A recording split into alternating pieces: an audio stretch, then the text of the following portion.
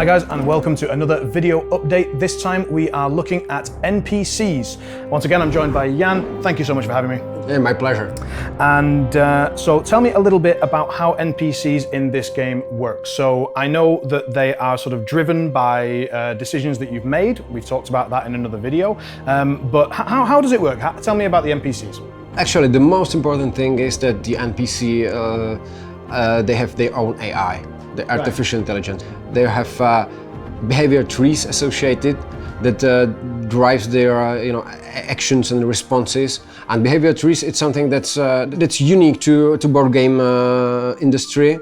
I think nobody has ever made behavior trees running in a board game. Right. It's something that's here and there, common in digital gaming, but not board games. Right. So you've taken a technique that's mainly found in digital games, and you've brought it, and you're maybe the first people to bring it into a board game.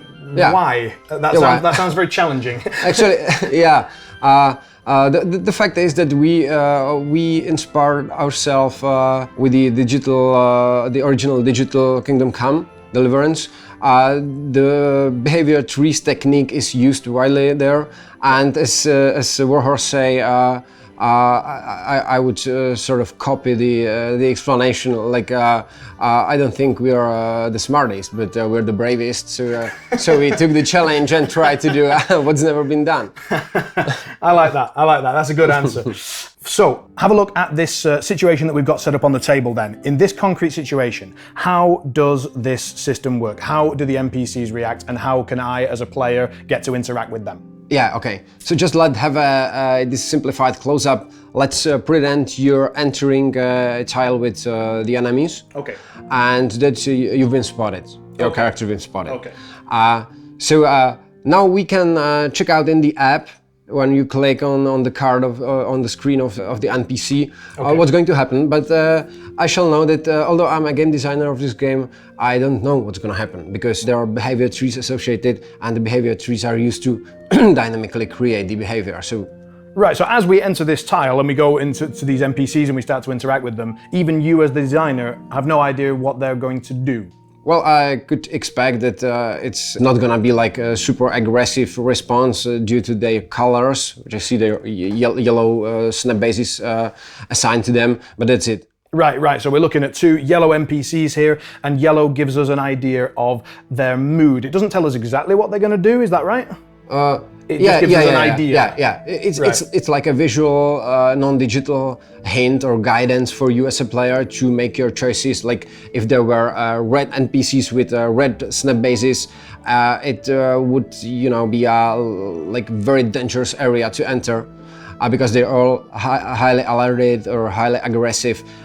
This situation is much more like you're entering guards on duty, but the guards taking the duty very easy. Right. They might be having a cigarette break, or probably not at that year, but yeah. Probably not in the 15th century, but yeah. Okay, the medieval equivalent of a cigarette break. So we've entered the tile, and now, so for example, we have Jan here, and we would interact with Jan in this case, and the app will tell us where we go from there. Yeah. So he actually spotted you. So he's already spotted me. Right. He spotted me, and now something is happening. Two guards are wildly gesticulating towards your position, but it doesn't seem they're aware of your presence. What is it then?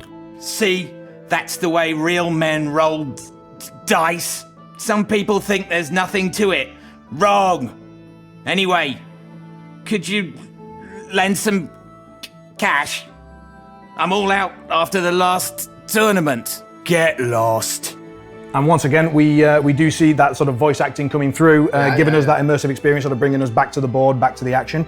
And it looks like they were doing a bit of gambling, so it wasn't a cigarette break in the end. It was some. It's actually what just happened is that you thought you get spotted, but actually it was not you who were spotted. It was just the guys very easy talking about something, some dice game they played the other day or so. So they totally unaware of your presence actually. Right, so we've got this sort of quite a neutral response to the situation when we're nervous that it could have been different. And here we see that it says that we should set the alert of them to blank. And is that the white snap bases? Is that right, or is that a different? It's not exactly that. It's that you assign them their alert dice. Oh, I see. You know, fine. So that's it. So they are totally out of any suspicion. They are free to go for you right now because they're talking to each other. I'm with you. And if they were, so let's imagine that this went a different way. So we go in there and they were most definitely paying attention to us. And as a result of our interaction with them, they became more suspicious somehow. Yeah. What would happen then? Yeah, actually, there's a plenty of follow-ups that could happen. For example, you could have an opportunity to talk your way out. Or if you're not able, you might get attacked. Since they're yellow, it's not that probable, but very, very likely the guards will get more angry or more alerted with your interferences. It's something that's going to happen. The environment is, pressuring you slowly but surely, and the enemy is starting to be aware of your presence and becoming, harder or more rough. Right. And so, for example, if, this guy is orange, let's imagine that he then became red, and so he's sort of max alert, as it were, and then we ended up, for example, in combat with him. I think you mentioned something like if he were to get injured, then he would remember that, or he would be his behavior would change as a result of the actions as well. Yeah. The brains, we call it the brains, the digital brains of the NPCs remember actually. Yeah, they remember. So the enemy knows if he's actually injured or not. So or if you escaped from a combat with them. So he might chase you or look for you to finish you off or run away because he's panicking.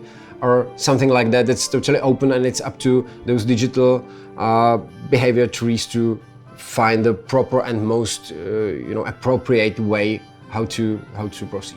So I can see why you call them brains, because like all the NPCs basically have their own way, their own brain, their own thought process. Fantastic. Okay, guys, I hope you've enjoyed that one, and if you want to keep seeing more updates, do follow us. And if you have any questions, as always, leave them in the comments below.